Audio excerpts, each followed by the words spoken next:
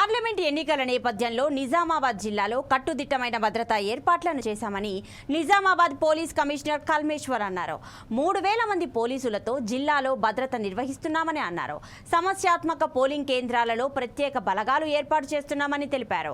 జిల్లాలో ఇప్పటికే 4 కోట్లకు పైగా డబ్బు, మద్యం, బంగారం లాంటి వస్తువులను స్వాధీనం చేసుకున్నట్లు ఆయన తెలిపారు. పోలింగ్ స్టేషన్స్ ఉన్నాయండి.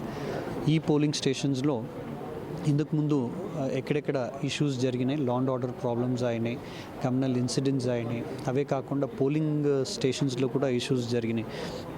అవన్నీ పోలింగ్ స్టేషన్స్ని గుర్తించి దాంట్ని సమస్యాత్మక పోలింగ్ స్టేషన్స్ అని కేటగరైజ్ చేయడం జరిగింది.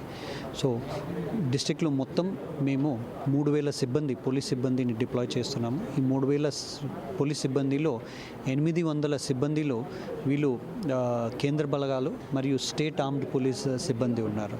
ఈ సమస్యాత్మక ప్రాంతాల్లో పోలింగ్ స్టేషన్స్లో ఈ కేంద్ర బలగాలు మరియు స్టేట్ ఆర్మ్డ్ పోలీస్ది డిప్లాయ్మెంట్ అనేది ఉంటుంది. ముఖ్యంగా సమస్యాత్మక పోలీస్ స్టేషన్లో ఎక్కువ ఫోర్స్ని పెట్టే అవకాశాలు ఉన్నాయా? అండి, సమస్యాత్మక పోలింగ్ స్టేషన్లోనే సిఏపిఎఫ్ది అంటే సెంట్రల్ ఆర్మ్డ్ పారామిలిటరీ ఫోర్స్ కేంద్ర బలగాలది డిప్లాయ్మెంట్ అనేది ఉంటుందండి. అదే కాకుండా అటువంటి క్రిటికల్ పోలింగ్ స్టేషన్కి ఓట్ వేయడానికి వచ్చేటువంటి పబ్లిక్ ఆ ప్రాంతాల్లో మొత్తం కూడా ఆర్మ్డ్ పికెట్స్ని, పెట్రోలింగ్ పార్టీస్ని కూడా డిప్లాయ్మెంట్ చేయడం జరిగింది.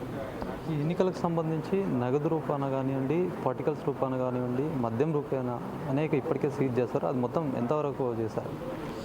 ఇప్పటిదాకా టోటల్ మేము ఎలక్షన్ది నోటిఫికేషన్ వచ్చినప్పటి నుంచి 4,39,00,000 సీజర్స్ జరిగినాయి. దీంట్లో 3,05,00,000 వరకు క్యాష్ సీజర్ అయింది, ఒక 30 lakhs వరకు లిక్కర్ సీజర్ అయింది. అదే కాకుండా ఒక 15 kgs గాంజా అండ్ మిగతాదన్నీ విలువైన వస్తువులది సీజర్ అనేది చేయడం జరిగింది. మనకి ప్రతి సమస్యాత్మక పోలింగ్ స్టేషన్ ప్రిమైసెస్లో సీసీటీవీ అనేది ఏర్పాటు చేయడం జరిగింది. అదే కాకుండా నార్మల్లో కూడా ఇంపార్టెంట్ పోలింగ్ స్టేషన్స్లో కూడా సీసీటీవీది అరేంజ్మెంట్ చేయడం జరిగింది. ఇవి కాకుండా సమస్యాత్మక ప్రాంతాలు కమ్యూనల్లీ సెన్సిటివ్ కావచ్చు, లా అండ్ ఆర్డర్ సెన్సిటివ్ కావచ్చు, ఇటువంటి ప్రాంతాల్లో కూడా సీసీటీవీస్ని అరేంజ్ చేయడం జరిగింది. ఇంపార్టెంట్ జంక్షన్స్, రోడ్స్లో కూడా సీసీటీవీ అరేంజ్మెంట్స్ చేయడం జరిగింది. ఎవరైనా ఇట్లాంటి ఇబ్బందులు జరగకుండా ముందస్తుగా బైండ్ ఓవర్ కానివ్వండి, ఇట్లా ఎవరైనా అరెస్ట్లు ఇట్లా ఏమైనా చేశారు?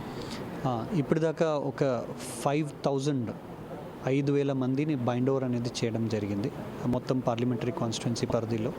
దీంట్లో వీళ్ళందరూ రౌడీ షీటర్స్ కావచ్చు, హిస్టరీ షీటర్స్ కావచ్చు, ఇంతకుముందు సెన్సేషనల్ కేసెస్లో ఇన్వాల్వ్ ఉన్న వాళ్ళు కావచ్చు, ఇంతకుముందు 2014 నుంచి ఇప్పటిదాకా జరిగిన అన్ని జనరల్ ఎలక్షన్స్, అసెంబ్లీ ఎలక్షన్స్, తర్వాత లోకల్ బాడీ ఎలక్షన్స్లో మోడల్ కోడ్ ఆఫ్ కండక్ట్ వైలేషన్స్లో ఇన్వాల్వ్ అయినటువంటి వ్యక్తులు వీళ్ళందరినీ కూడా బైండ్ ఓవర్ అనేది చేయడం జరిగింది. మొత్తం 5,000 మందిని బైండ్ ఓవర్ చేసినాం.